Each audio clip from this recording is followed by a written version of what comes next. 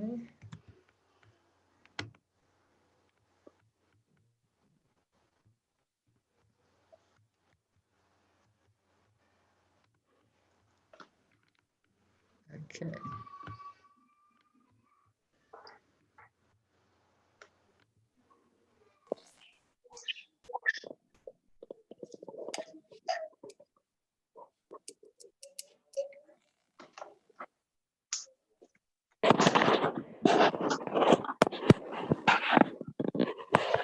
Okay. So we're up to the laws of tzitzis. Here's the recap as I've been running through. We spoke about how a Jew wakes up, how he washes his hands, he gets dressed, how he uses the washroom, he ensures a clean environment, the importance of Hashem's name and blessing Hashem in a good spirit. Then we spoke about the morning blessings and how davening comes first in our last class on Thursday. And now we move on to the section of tzitzis. Okay. The mitzvah of tzitzis. 3. 5 minutes. Okay. Minutes until the light. The mitzvah of tzitzis is very great, for according to the scriptures, all the mitzvahs depend on it. As it says, and you will look upon it and you will remember all of the mitzvahs of Hashem. Now, how do the tzitzis remind us of all of the mitzvahs of Hashem? Well, firstly, they're quite unique.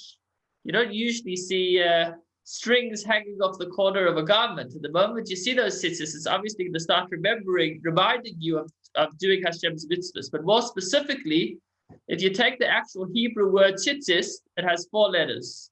The first letter is a tzaddik, which equals 90, and then a yud, which equals 10, and then tzaddik is another 90, and another yud, which equals another 10. Where are we up to?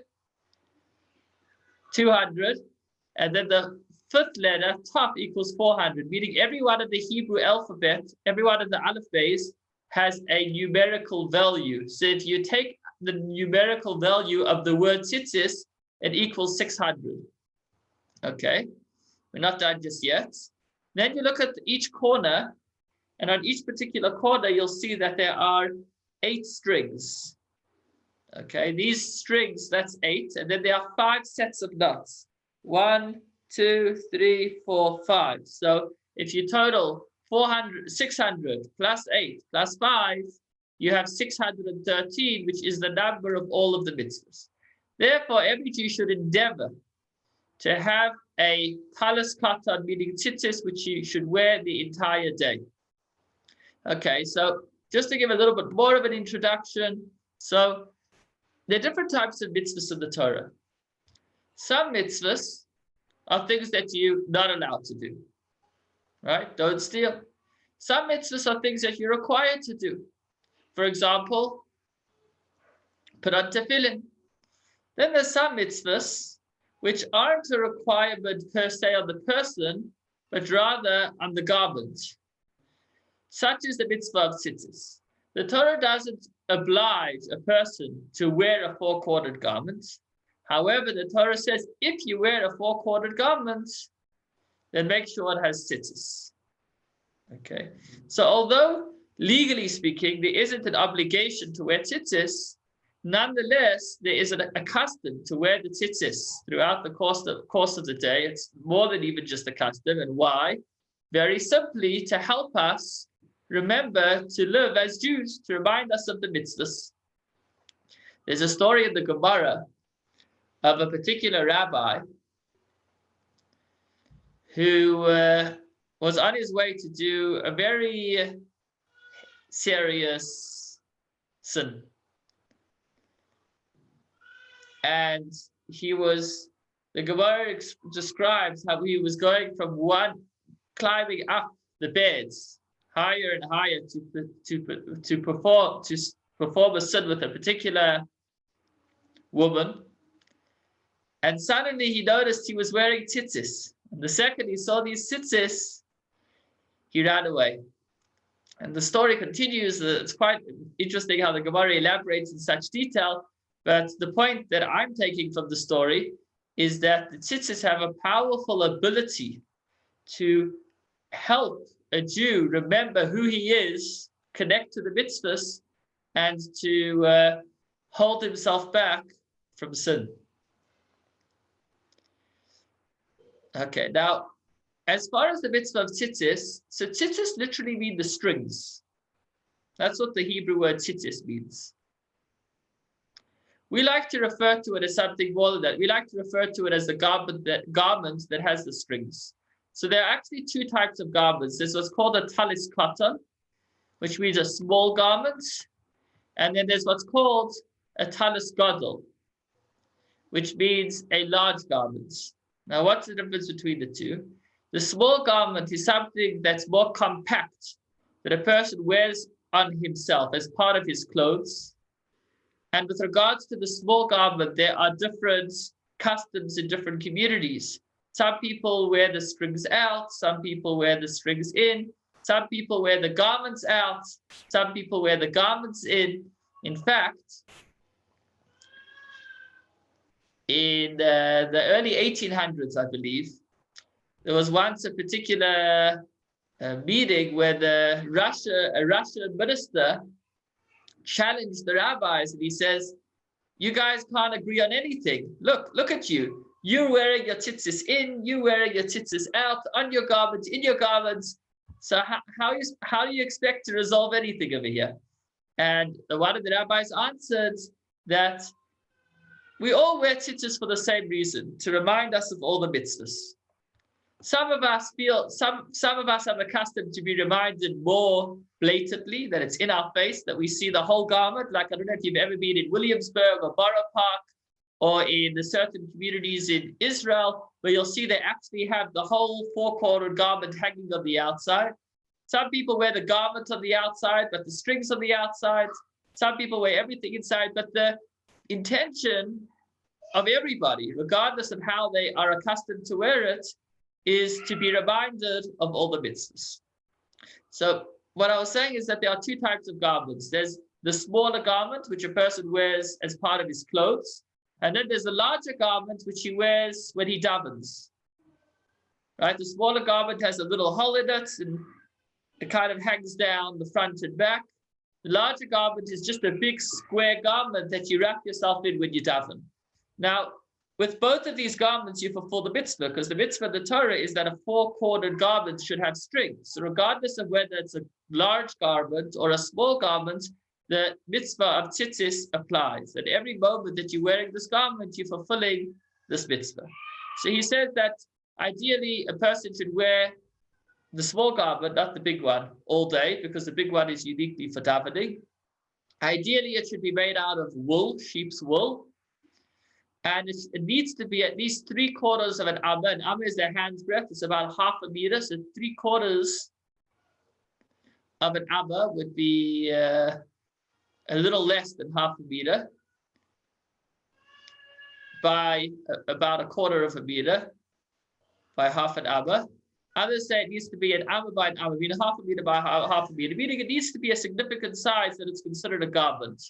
So there are actually dimensions which are necessary in order to fulfill this mitzvah, which is why it's relevant that before you buy yourself a pair of tzitzis or before you buy yourself a talis, you should make sure you're getting it from an authentic source. As we'll say at the end of this halacha, that you have some tzitzis which aren't really kosher.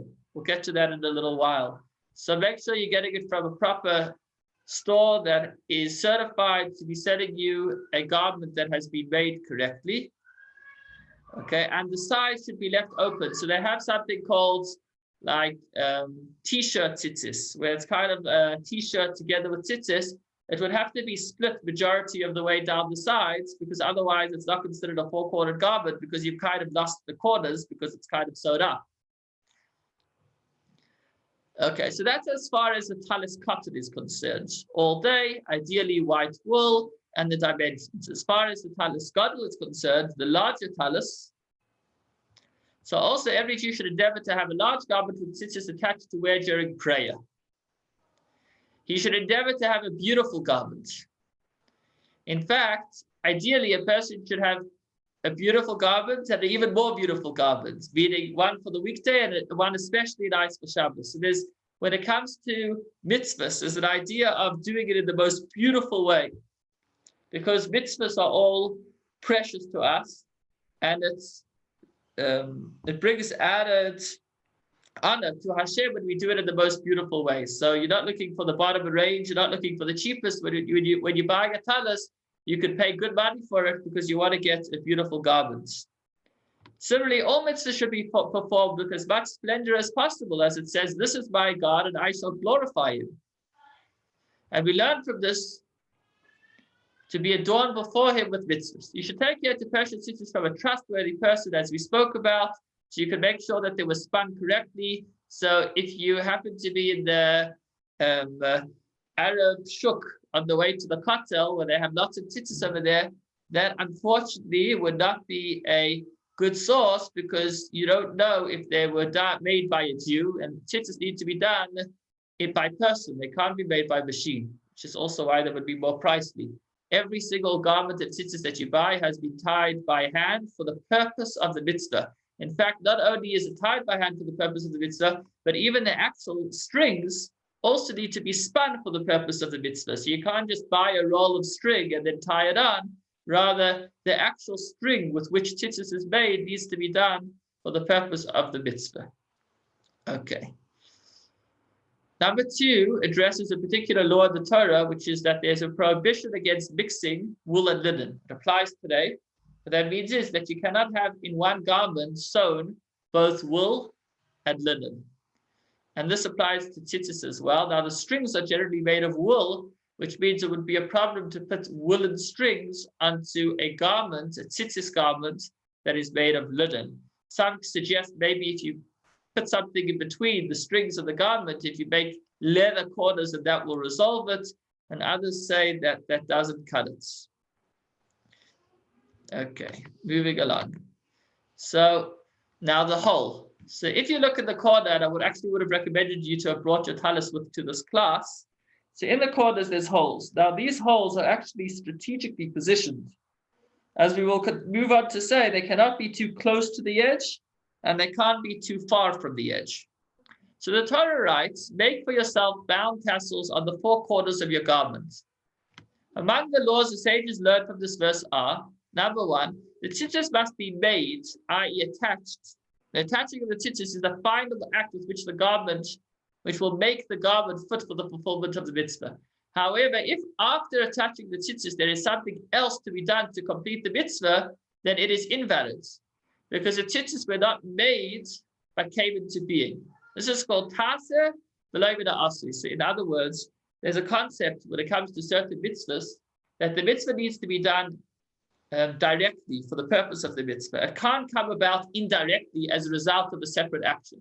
So for example, on your sukkah, if you were to grow some creepers through the course of the year over your 4 walls that you have, and then before sukkahs, you would just chop them off the ground, because the schach of the sukkah needs to be detached, and then boom, you have your sukkah.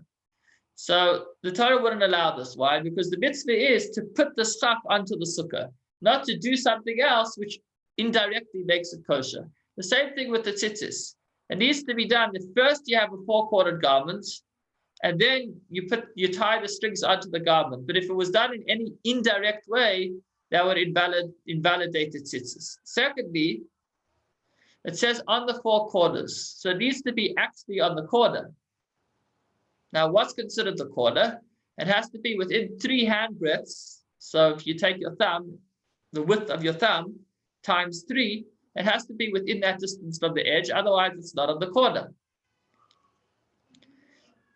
Okay, and so the hole through which the tzitzis is inserted should be no further than 3 handbreadths from the edge of the garment, whether along its length or width.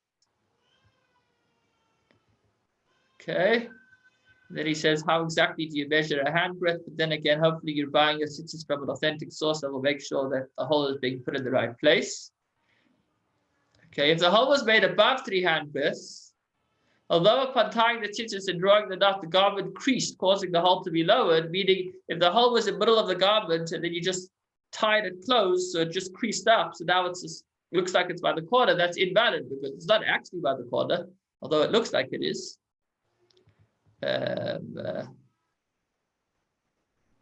If after threading the stitches through the hole, which is above the prescribed distance, you widen the hole, or if you cut the hole after tying them on, again, it's not good because it's being done indirectly.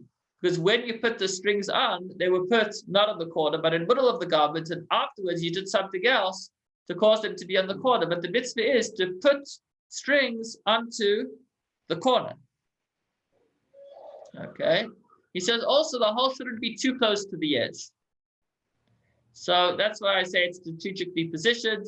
And for this measurement, you would measure from your knuckle, the final knuckle of the thumb, down to the tip of your nail. So that is a distance. It has to be at least that far from the edge, because otherwise it's already not considered on the corner, but it's already under the corner, meaning it's on the edge. It's not on the corner. Okay.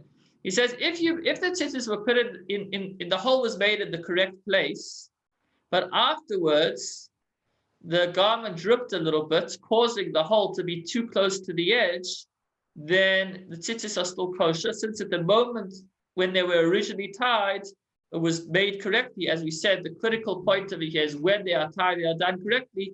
So if you have that in place, and even if later the tzitzis, the garment tears, they become close to the edge, that does not invalidate the tzitzis. Okay, so that's as far as the hole is concerned.